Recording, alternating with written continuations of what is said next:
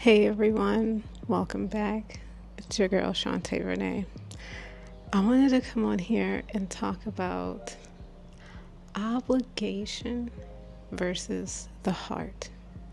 That was something I heard in a video I was watching a few days ago, and it really struck a chord with me to the point where I had to go and take some notes and really ponder it and think about it because it really hit me.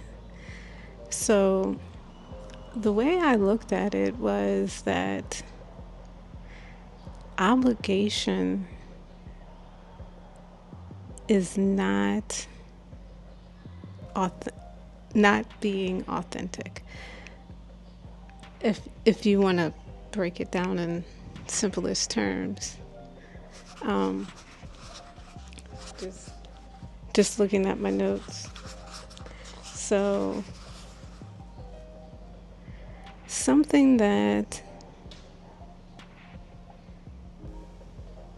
or you can look at it as practicality versus the heart. And so I know for myself where I was before, that's what it felt like.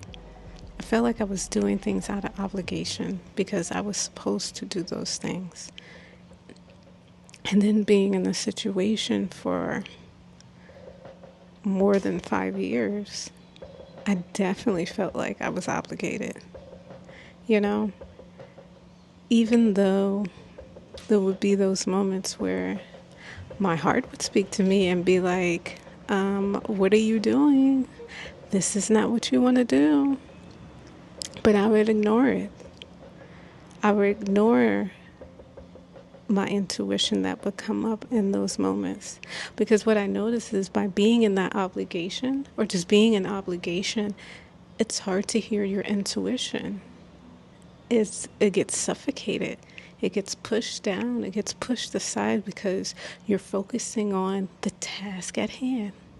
You're focusing on what you're supposed to do. You know, it's obligation. I see it is you're going out there and you're putting your best face forward, as they would say. And your heart, that's who you are. That's your authentic self. That's who you want to be. And it's funny enough that I have this epiphany when we go from Pluto and Capricorn, which was about practicality, obligation, to the age of Aquarius or Pluto and Aquarius, where it's about being your authentic self. It's about being what's deemed as weird.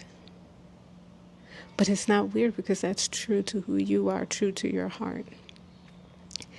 And so when I thought about this, it's like, wow, a lot of things I was doing because it was practical to do.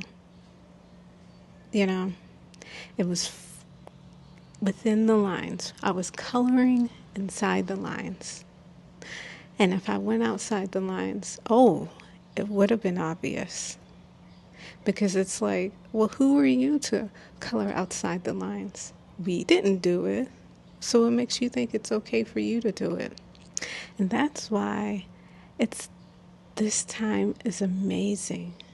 It's so amazing because not only it's okay to color outside the lines, but it's okay to draw in patterns, see different colors, and because it's capturing who you are in those moments.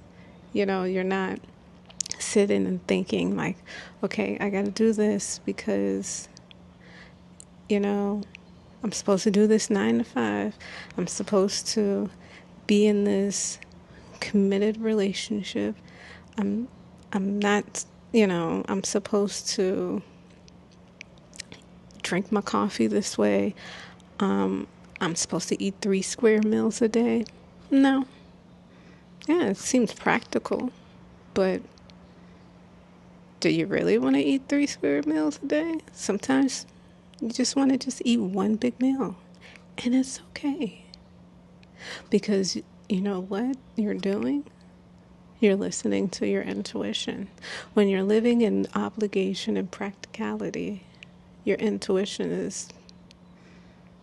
it's it's nowhere to be found. It's lost because all of these outside pressures are coming in and just swallowing it up whole. So that was something that really caught my attention. And and it's funny because you'll know the difference because obligation and practicality will feel like drudgery. It'll feel like you're literally pulling a ball and chain. What is it? Is it Prometheus? No, I don't know. The Greek mythology of the guy pushing the boulder up the hill. That's practicality and obligation. That's what that is. But when you come out of that, oh my gosh, the burden is gone. It's lifted. It's nowhere to be found. And it's amazing. As I look outside on this rooftop, what I'm sitting in right now is my heart chakra. Practicality and obligation would tell me you're not supposed to be here. You're not supposed to be doing what you're doing. But being in my heart space is telling me this is where you need to go to get to where you want to go. It's just a resting place, a stepping stone, and it's okay. When you live in practicality and obligation, mistakes are frowned upon. You're looked at as a failure. But in your heart space, they're lessons. They're learning moments. It's almost to the point I'm at a loss for words because when you're living in your heart space, it's like you don't have to explain anything. You don't have to explain yourself.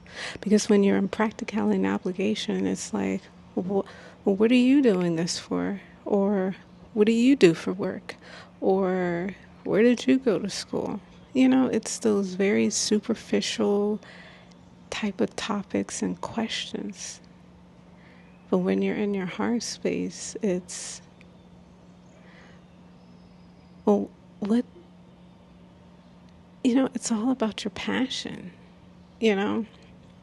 It's your values and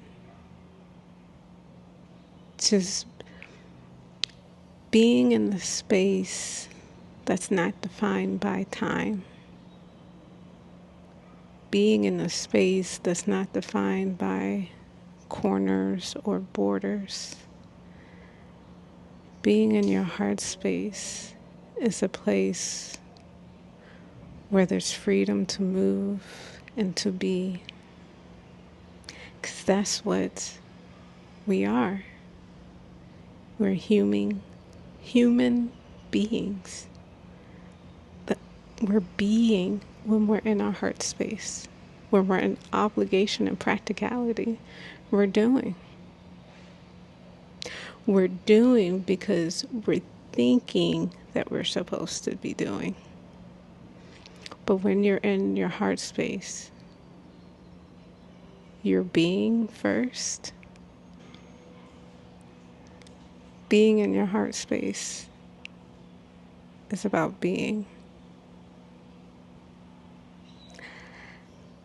I know it may seem convoluted what I'm talking about, but I just want you to know this, or to rather do this.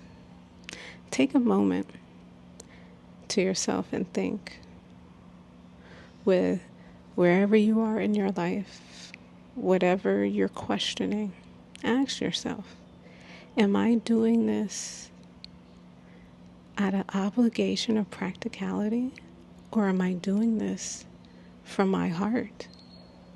And you'll know, like I've said in my previous videos, you'll know if it's from your heart because you'll feel it. When it's from practicality and obligation, I know this is going to sound controversial. That's when thinking and rationality comes into play. If you're starting to rationalize where you are, then you may want to feel and see where that takes you, because that'll help guide you to where you want to be in life. All right. Well, I appreciate your time. Again, let me know if it resonates with you. Sometimes I can go on a little tangent.